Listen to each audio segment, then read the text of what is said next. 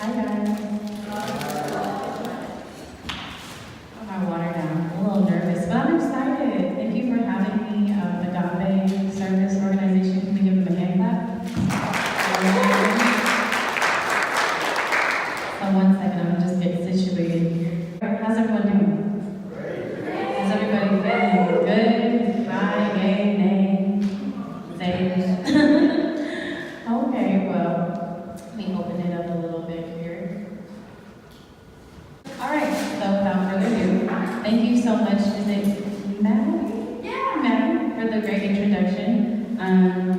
Yes, my name is Marguerite Alexis Ferreira, and I'm not too far out of y'all's shoes from college. I graduated from Williams College, Massachusetts in 2014. Anybody know Williams? No. Nobody knows Williams. It's in the mountains in Massachusetts in the boonies, so you've either heard of it and you're like, it's a great school, or you haven't and you're like, okay, where is that? So today, the way I got connected with the Agape Service Organization is through the lovely Megan. Give it up for Megan. I happen to work for NAMI, the National Alliance on Mental Illness, NAMI Urban LA, so I manage our volunteer programs. And so I met Megan in July. She helped me out at a program that we were running with students at LA Trade Tech, and she was awesome, and we kept in touch. And she was like, yeah, looking for a speaker, talk about mental health in communities of color, and that's the work that I do. So thank you guys, it's an honor to be here. Thank you, Loyola Marymount University, for having me. This is my first college speaking engagement, so I'm excited for that. But without further ado, the conversation and the title of my piece today, presentation, is called Mental Health in Communities of Color, an honest conversation around trauma, faith, and powerful ways to self-heal. And I put self in parentheses because people can view healing as self-healing, but healing is also in community as well, and possibly with your higher power. And so let's get into it. So as you saw in the documentary, there was a lot of conversation around trauma, right? So what do y'all know about trauma? Any hands? Like what comes to mind when you think of trauma? Anybody? Motor vehicle accident or something. Right, that's my mama. She said motor vehicle accident, right? So trauma, right? Something, it could be a physical injury, right, in your body. Anybody else have an example? Something that could be traumatic? The death of a loved one. Right, the loss of a loved one, dealing with that grief, family challenges around that. And so I'll read you the American Psychological Association's definition of trauma, which says that trauma is an emotional response to a terrible event like an accident, rape, or natural disaster. Immediately after the event, shock and denial are typical. Longer-term reactions include unpredictable emotions, flashbacks, as we saw with the video, strained relationships, and even physical symptoms, right? Like headaches, nausea. While these feelings are normal, some people have difficulty moving on in their lives, and psychologists can help these individuals find constructive ways of managing their emotions. And so one of the things that you're seeing a lot in mental health and in psychology and psychiatry is the term trauma-informed care, which is really an approach that looks at a human being holistically. It looks at their past and looks at what have they gone through and what might be causing them to sort of act out in a certain way or behave in a certain way today. And so if we think about trauma, right, it's everywhere around us, from, as we saw from New York High, South Central, community violence, but that can also mean, right, police brutality in that community as well, recent memories of childhood, sexual harassment, online dating trauma. I went through a sexual harassment, online dating trauma where someone slapped my butt and I didn't agree to that. So things like that are traumatic. And I went through a few days of feeling off, and I was like, what's going on? So things that you wouldn't think, right, would just happen, but they do. Verbal issues, alcoholism, secret keeping in families is trauma.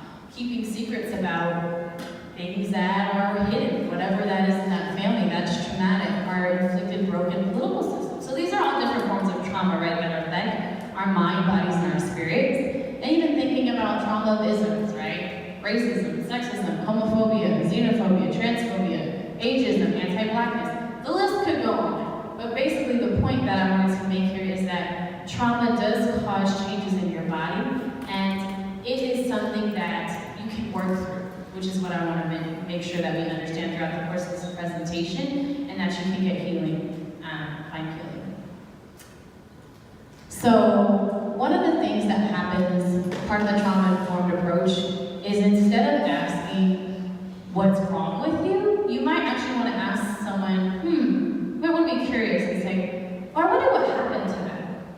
Right? Like, have you ever come across somebody, like, let's say maybe you have an aunt, right? And for years, she's always been the cursing aunt, or the yelling aunt, or the aunt that seemed miserable, and then everyone would just be like, well, she's just mad because of this, and that.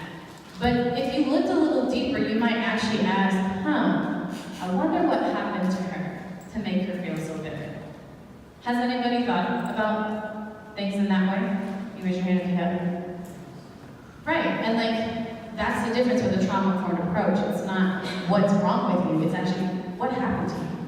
Because 9 times out of 10, a lot of times people's behaviors from when they were young, maybe they were molested, sexual abuse, verbal abuse, affects how they act today and act out in society. And so, right, like I said, our language, the way we speak to others indicates how people react to us. So I do want to make a point in this presentation, let's try to be empathetic.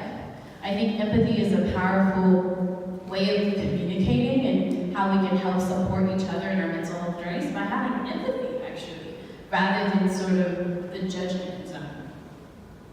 Okay. So examples of trauma, right? It could be, a fire. A side effect of trauma could be depression, hopelessness, sadness, police brutality, right, as mentioned. And so this leads me to the next sort of major piece, which is, what is mental health? What is a mental health condition or mental illness, and how is it inherited? So mental health, what comes to mind? You guys can yell it out. What comes to mind, or I'll call and you put your hand up. What comes to mind when you think of mental health? Anybody? Someone that's sick in their head. Okay, so she said sick in your head. What comes to mind? Honest conversation, what comes to mind? Well-being. Your well-being. Well-being. Depression. Depression. Anything else?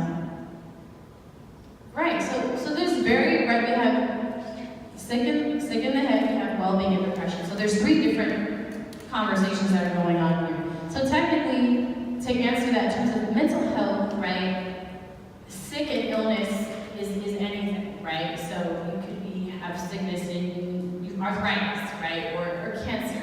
And so yes, mental illness is considered a sickness, but I like to call it a condition, particularly to get away from the stigma of mental illness. And so health, right, can be your well-being, right? Like, how are you today? Well, I feel mentally well. And then one day you might not feel mentally well, you might feel more depressed, but that all encompasses mental health. And so, according to mentalhealth.gov and a little bit of me, mental health includes our emotional, psychological, social, and spiritual well-being. I added spiritual. It affects how we think, feel, and act, and it also helps determine how we handle stress, right? Relate to others and make choices. Mental health is important at every stage of life, from childhood and adolescence through childhood.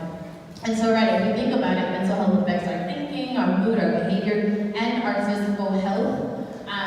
Recently I went through an actual breakup and I had heart palpitations as a result of that. I never had heart palpitations from anything because of the trauma, right, of dealing with that heartbreak that caused a physical issue. So it's all interconnected, right? So biological factors are how we can inherit mental health condition, genes, brain chemistry, her family history, trauma, abuse can cause serious mental health conditions. And some examples of some mental health conditions or mental illnesses are some people deal with anxiety, depression, schizophrenia, post-traumatic stress disorder, which we'll get into, borderline personality disorder, eating disorder, psychosis, ADHD, and many more. And for many of you, this might seem like, well, this is so new and different for me. But this is just not even the most exhaustive list of what could develop for folks mentally and why it can cause imbalances in your brain and imbalances in your lifestyle. But I want you to know, as we keep going, you can get through it, you will get through it. It's just about knowing how to access that inner part and also access medical services and use it to your advantage. And we will have a Q&A, by the way, but at the end, so I'll probably save it for the end, so just save your questions for time purposes. But mental health and physical health. So have you guys heard the term of like thinking about mental health and physical health? Have you heard the term in terms of thinking of them separately or connected? Anybody want to talk about their understanding of mental health and physical health? Like they always say, like when you work out, like you it improves your mental health, so you're taking care of your like body physically, and then also helping your mental health. Yeah, no, that's really good. And tell me your name and your preferred pronoun. Christine, Her? Okay, Christine. Yes. So yeah, Christine's making a good point of like thinking about, right, when you work out, when you exercise, right, your mind's gonna feel good. So there's a connection there. And I think what happens is that mental health and physical health actually get separated, but they're actually very interconnected, which is what I want to say. We often say mind, body, spirit, but right, remember that we are a mind and a body and a spirit, so it's all interconnected. And I often think of it as the Holy Trinity. I'm Christian, so thinking about Jesus, God, and the Holy Spirit, mind, body, spirit, we're all interconnected. And so people with the highest levels of self-rated distress compared to lowest rates of distress were 32% more likely to have died from cancer. This was from mentalhealth.org in the UK, and depression has been found to be associated with an increased risk of coronary heart disease. And these are just examples of how our emotions, right, and mental health conditions can affect our bodies. And so let's go along here.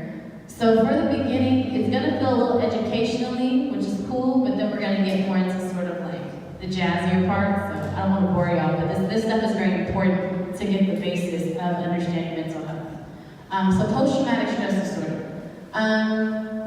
So can anybody read out like really loud over there? I would like somebody to read it besides me. I'll read it. Michelle. Okay, go ahead. Can you read that definition from NAMI? PTSD, the first part. Mm-hmm. PTSD is a disorder that develops in some people who have experienced a shocking, scary, or dangerous event. It is natural to feel afraid during and after a traumatic situation. Fear triggers many split-second changes in the body to help defend against danger or to avoid it. This fight or flight response is a typical reaction meant to protect a person from harm. Nearly everyone will experience a range of reactions after trauma. Yet, most people recover from initial symptoms naturally. Those who continue to experience problems may be diagnosed with PTSD. People who have PTSD may feel stressed or frightened even when they are not in danger. Thanks, Michelle.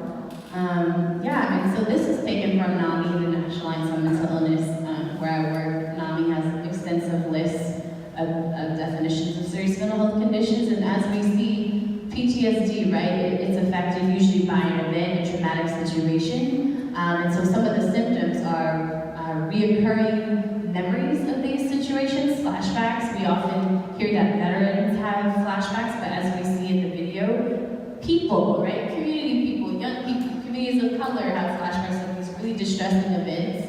You'll often avoid certain places that reminded you of that traumatic event.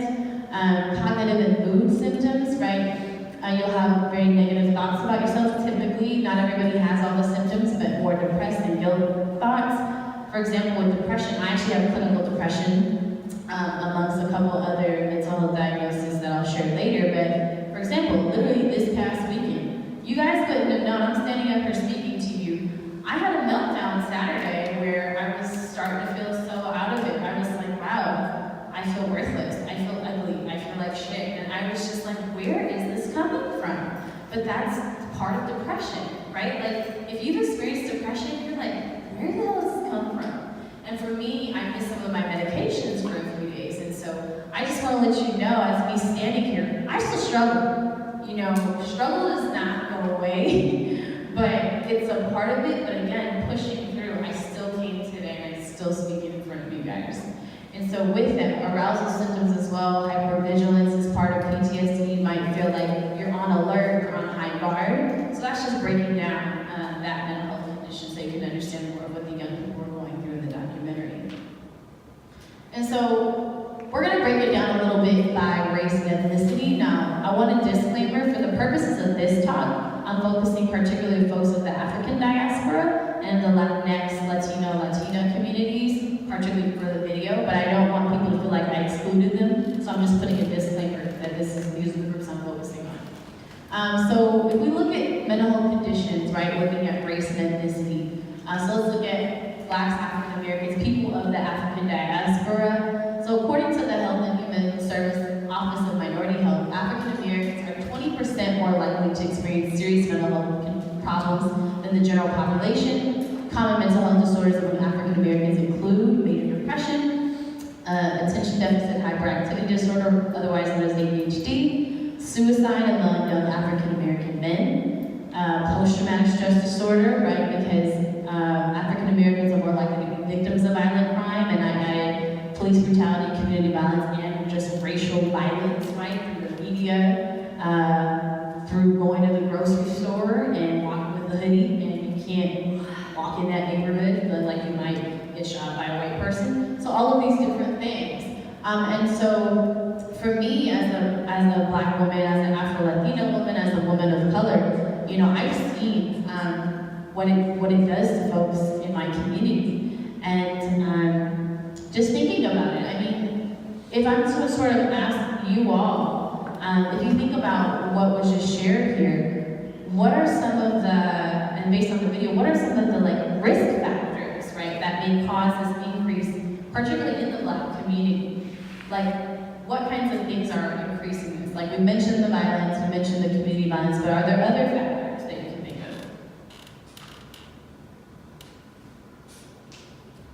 Poverty. So, poverty, Economics, yeah. socioeconomic status, that's a big one. Anybody else? Generational trauma, yeah. And I think Margaret, my mom, made a good point about particularly poverty. It's like, if you think about not having money and money being the basis of how we live, no matter what we think about money, right? I'm a Christian, I go to church, and a lot of times it's like, well, it's not about being greedy. Well, we also have that money to live, right? If you think about Los Angeles and homelessness, and I don't have the statistics here, but I do work in mental health, and I work closely with the LA County Department of Mental Health, which is the largest public county department of mental health in the nation. Blacks and African Americans make up 40% of those who are on the street. The largest racial and ethnic group who is homeless in LA County, Black folks. And you also have to think about history, right? Slavery, 400 years of that, which led to poverty, which is systemic trauma, which is the generational trauma that you're mentioning as well, And so that's just one piece of the puzzle of why serious mental health conditions can be sort of more groups can be at higher risk, certain factors. And then let's look at Latinx or Latinos community. So common mental health disorders among Latinx communities are generalized anxiety disorder, major depression, PTSD, and alcoholism. Latina high school girls have high rates of suicide attempts. And so this is from NAMI National, and there are major disparities in access to treatment, quality of treatment, right? This increases the risk for more severe, persistent forms of mental health conditions, and which I put some of them, you know, language barriers, immigration law barriers, which we know with this current president administration is knocking down harder on folks that are not from here, and also immigrants does not just mean